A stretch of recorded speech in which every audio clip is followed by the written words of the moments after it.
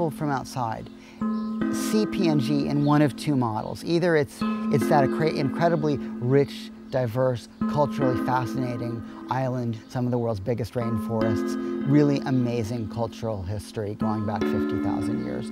Or it's a pretty dysfunctional place with some pretty scary levels of violence and crime. And like anywhere I've ever been, it's all true, depending on one place or what time.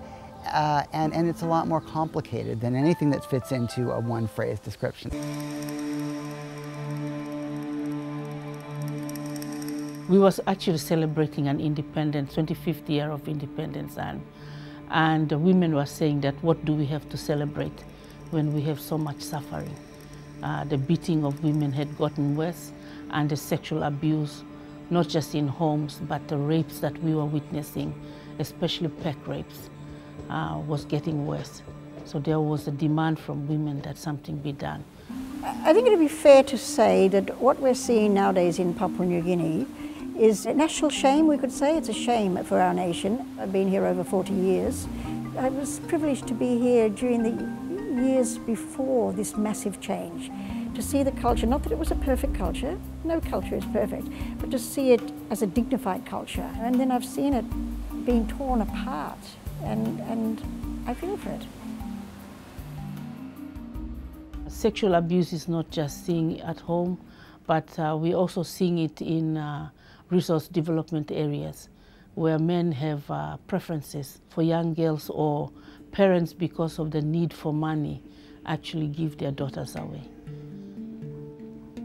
A lot of young girls going to school are raped on the way and they have babies. One of the villages we went to, every girl 14 to 17 had a child, already had a child. And these children were conceived by schoolgirls walking to school or coming home from school. It doesn't reflect tradition. I mean, PNG was a violent society in many ways traditionally, with tribal fighting and things of that nature. But within the community, within the society, the family, and within the community, there were many protective customs and protocols that prevented really bad violence occurring, and interventions occurred before anyone would be seriously hurt. If a serious thing happened like a rape, well, the consequences would be very severe. Violence against anyone is a crime. It is a crime. But we know that often when it's within the family, it's not treated as a crime.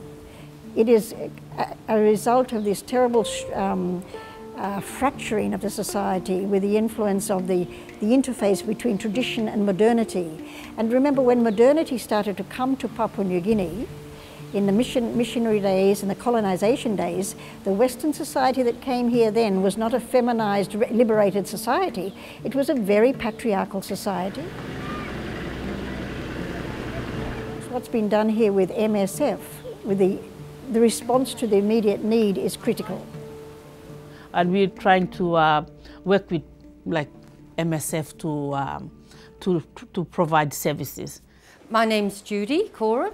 Children that experience trauma have a very long-lasting psychological impact. Because of course, if we're to work effectively, we actually have to understand about their world.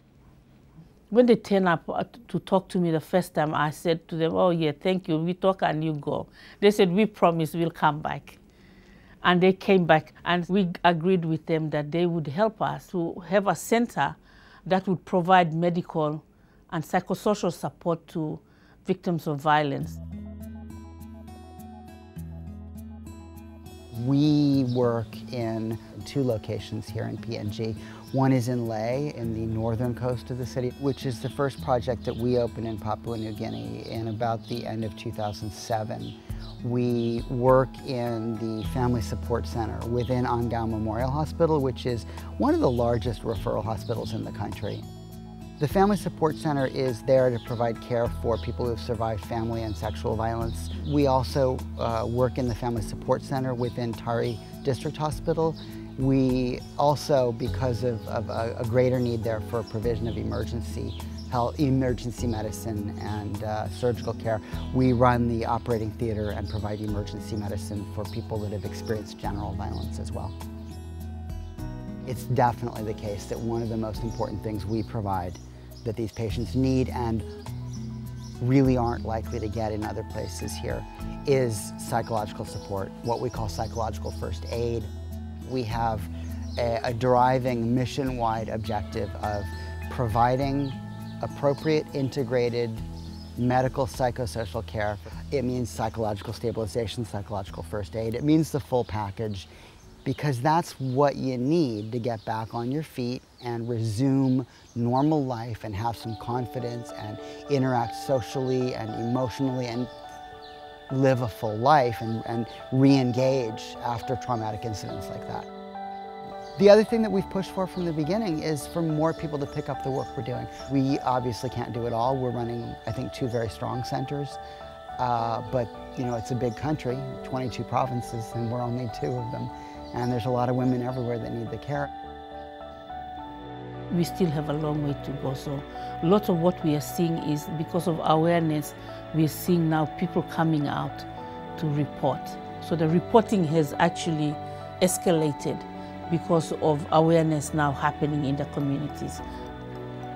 And then there is mistake made by a lot of people when they say that because we all look Melanesians, and the language itself does make difference in the cultural approach to the way we do things. And so because of that, we can't have blanket programs in this country. What works in Western Province will not work in Central Province because the people are different, even though we all look alike, but we do things differently.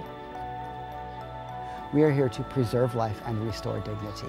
These are some of the most vulnerable patients in society that have been attacked within their homes, by their loved ones, often by family members, sometimes by unknown assailants. And we want to give them their voice. We want to restore them to health and emotional confidence and stability. It is our obligation to help them find dignity again. And I think that we must do so with humility,